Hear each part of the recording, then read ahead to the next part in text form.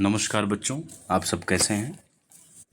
आज आपका हिंदी का पेपर हुआ कक्षा छठवीं का, और जिसमें हिंदी का आंसर की मैं आपके सामने उत्तरमाला आपके सामने लेकर प्रस्तुत हुआ हूँ। मेरे सामने आज का जो क्वेश्चन पेपर है वो मेरे सामने है, और इसी में मैं आप सभी से प्रश्न के साथ उत्तर डिस्कस करने का प्रयास करूँगा।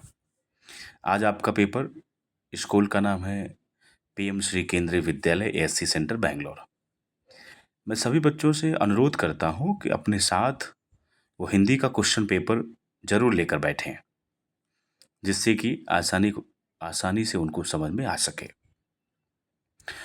प्रथम आवधिक परीक्षा अर्थात PT1 पूर्णांक 40 नंबर का पेपर है ये, विषय हिंदी। आज हम पहले प्रश्न की भी बात करते हैं।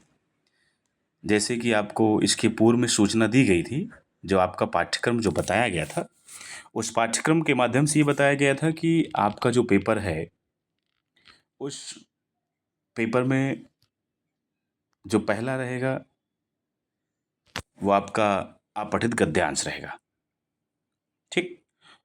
और जो दूसरा रहेगा वो आपका क्या रहेगा, पठित पद्यांश। तो पहला क्वेश्चन हम पढ़ते हैं।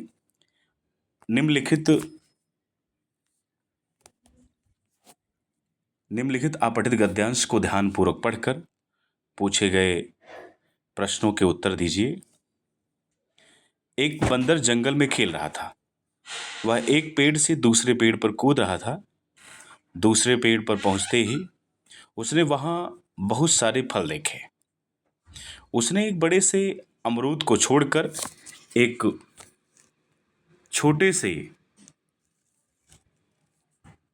छोटे से बैर को पकड़ा। वह खुशी से नाच रहा था।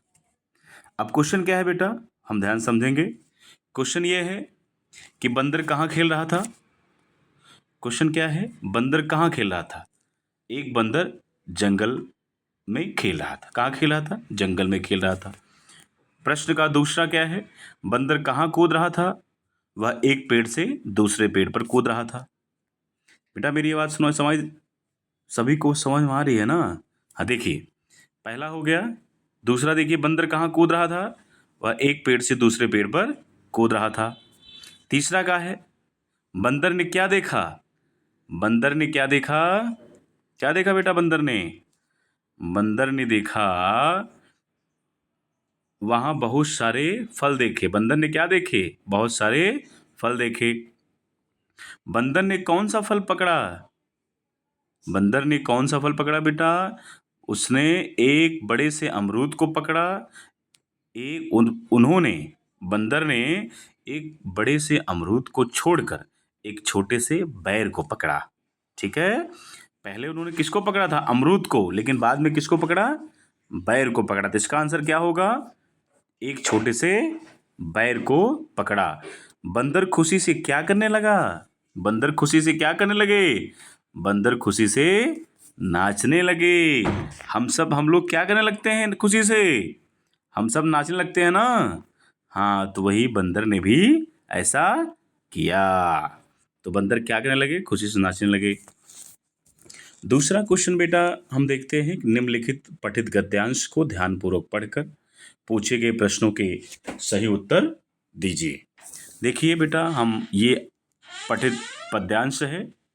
छोटी सी हमारी नदी टेढ़ी मेरी धार, गर्मियों में घुटने भर भिगो कर जाते पार। पार जाते ढोर डंगर, बैलगाड़ी चालू, ऊंचे हैं किनारे, इसके पाट है इसका ढालू।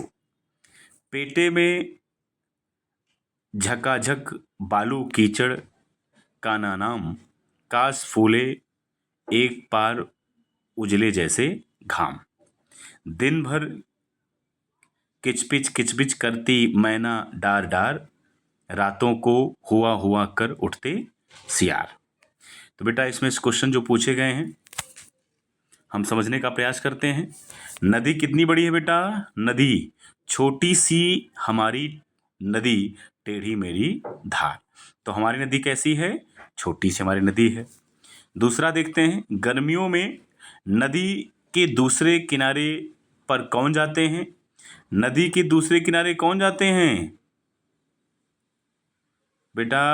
कौन बताएगा? नदी में दूसरे किनारों पर कौन जाता है बेटा? नदी के दूसरे किनारे पर कौन जाते हैं? सॉरी बेटा, मेरी आवाज सुनाई दे रही सबको? नदी के दूसरे किनारे पर कौन जाते हैं? गर्मियों में ढोर डंगर और बैलगाड़ी नदी के दूसरे किनारों पर जाते हैं। नदी की धार कैसी है? नदी की धार टेढ़ी मेढ़ी है। गर्मियों में नदी में कितना पानी रहता है? गर्मियों में नदी में कितना पानी रहता है बेटा? घुटने भर। घुटने भर माने पैर से नीचे, जो घुटना है घुटने भर। इसमें लिखा है, देखो बेटा, इसमें लिखा है ना, आप देखिए, छोटी सी हमारी नदी टेढ़ी मेढ़ी धार, गर्मियों में घुटने भर भिगो कर जाते पार। तो गर्मियों में कितना पानी रहता है? घुटने भर। ओके, गर्मियों में नदी में कितना पानी रहता है? घुटने भर। और कविता में या कविता से तुक वाले शब्द ढूंढकर बताइए। कविता में तुक वाले शब्द, तुकबंदी वाले शब्द क्या है? टेढ़ी मेढ़ी, धार, धार को पार, चालू ढालू, नाम घाम। कुछ तुक वाले शब्द आप भी ढूंढिए और लिखिए। हम पहला कैसा, टेढ़ी मेढ़ी, धार पार, चालू ढालू, नाम घाम, ये तुक वाले शब्द है। ठीक है, अब हम देखते हैं बेटा क्वेश्चन नंबर 3। ज़्यादा समय व्यतीत नहीं करना है, हमें क्वेश्चन को कम समय में सॉल्व करना है, आंसर देना है। छोटी की और बड़ी की का सोच समझकर प्रयोग करें। ये बेटा आपका जो प्रश्न है, ये जो आपकी बुक है ब्रिज कोर्स की, उस बुक से लिया गया है। मेरी शिक्षक ने कहा कि छोटी की मात्रा, अब तुम गाना गाओ। मेरी शिक्षक ने कहा कि छोटी की, अब तुम गाना गाओ। तो बेटा पहले में होगा छोटी की। यह समीर की पुस्तक है। यह किसकी पुस्तक? समीर की पुस्तक है। बड़ी की मात्रा रहेगी इसमें। गा में देखिए, यह माधव की पतंग है। इसमें बड़ी की रहेगी। यह माधव की पतंग है। अब तीसरे में देखिए बेटा, इसमें क्या है? सुरेश ने सोचा कि बड़ी की, सॉरी, सुरेश ने सोचा कि, मैंने लिख दिया बेटा रेड पेन से, सुरेश ने सोचा कि अब वह जल्दी काम खत्म कर देगा। तो छोटी की। नेक्स्ट में बेटा अच्छा में, सुरेश ने कहा कि आप विद्यालय आ रहे हैं। इसमें भी छोटी की रहेगी। ठीक है बेटा, नेक्स्ट हम देखते हैं। नेक्स्ट 4 क्वेश्चन है, शब्दों को उनके अर्थ से मिलाओ। क और खा। घाम को क्या बोलते हैं? धूप। घाम को क्या बोलते हैं? धूप। ढोग डगर क्या बोलते हैं? पशु। अमराई को क्या बोलते हैं? आम का पेड़। कछार को क्या बोलते हैं? नदी का किनारा। और शकारे को क्या बोलते हैं? सवेरा।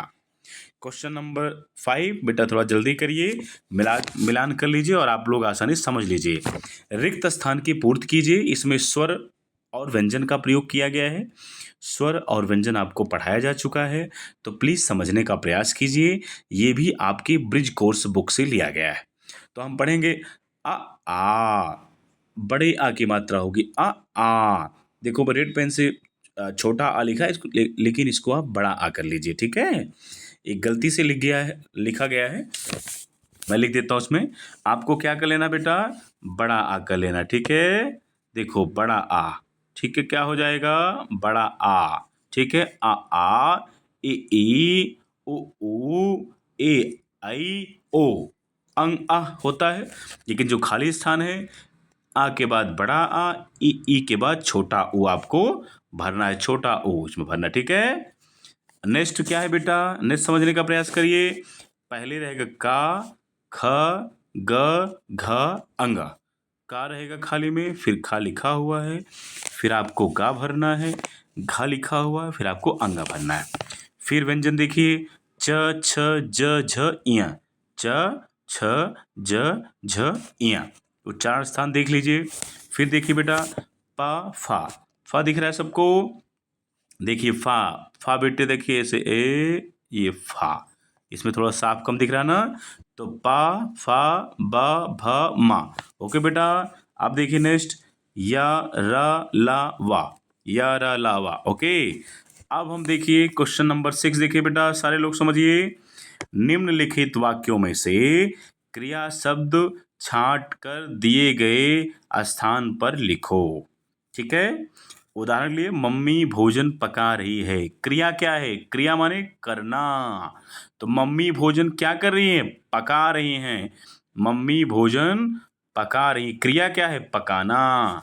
अब देखिए काम में घोड़ा घास खा रहा है, खाना क्या है? क्रिया कर रहा है। घोड़ा क्या खा रहा है? घास। कर्म है घास खाना, लेकिन क्रिया है क्या?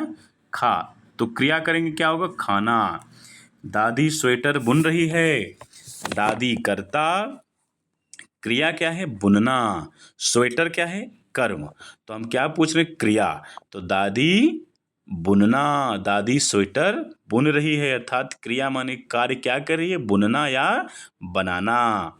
राजू पढ़ाई कर रहा है। राजू पढ़ाई कर रहा है, करना क्या है? क्रिया है। माँ जलेबी बना रही हैं। माँ जलेबी बना रही हैं, बनाना क्या है? बना या बनाना, इसका क्या होगा? क्रिया। रमा दौड़ रही हैं। दौड़ना क्या है? ये क्रिया है। ठीक है, दौड़ना, बनाना, करना, बुनना, खाना, ये सब क्या है? क्रिया है। अब हम देखते हैं बेटा नेक्स्ट क्वेश्चन। प्राचार्य को बीमारी की छुट्टी के लिए 5 दिन का प्रार्थना पत्र लिखना है। हमने आपको बेटा पहले ही लिखवाया है प्रधानाचार्य को या प्राचार्य मैम को कैसे हम प्रार्थना पत्र लिखें। तो ये कौन सा है? औपचारिक पत्र है। एक औपचारिक होता है, एक अनौपचारिक होता है। तो औपचारिक पत्र में ये ऑफिशियल पत्र है, लेटर है। ठीक है, तो सेवा में प्राचार्य महोदया, केंद्रीय विद्यालय पीएम श्री केंद्रीय विद्यालय एएससी सेंटर बैंगलोर। विषय बीमारी की छुट्टी के लिए प्रार्थना पत्र। महोदया, आपसे अनुरोध है कि मैं अपना नाम, कक्षा 6ठी बी का छात्र हूँ, 6ठी ए का छात्र हूँ। मैं कई दिनों से बीमार हूँ और मुझे डॉक्टर ने 5 दिन 2 दिन का आराम करने की सलाह दी है। जिससे महोदया मैं आपसे प्रार्थना करता हूँ, मुझे 2 दिन 5 दिन जितने दिन की आपको डॉक्टर ने बोला है, मुझे इतना दिन का अवकाश प्रदान करने का कष्ट करें। धन्यवाद। इधर राइट साइड में आपको अपना भवदीय या आपका आज्ञाकारी शिष्य, अपना नाम, रोल नंबर, क्लास और एप्लीकेशन के नीचे भी आप डेट लिख सकते हैं और धन्यवाद के नीचे भी लिख सकते हैं डेट, और आप ऊपर भी लिख सकते हैं। नेक्स्ट क्वेश्चन है किसी एक विषय पर अनुच्छेद लिखें। बेटा थोड़ा समय का अभाव है, इसलिए ध्यान में रखते हुए थोड़ा ध्यान से समझिए।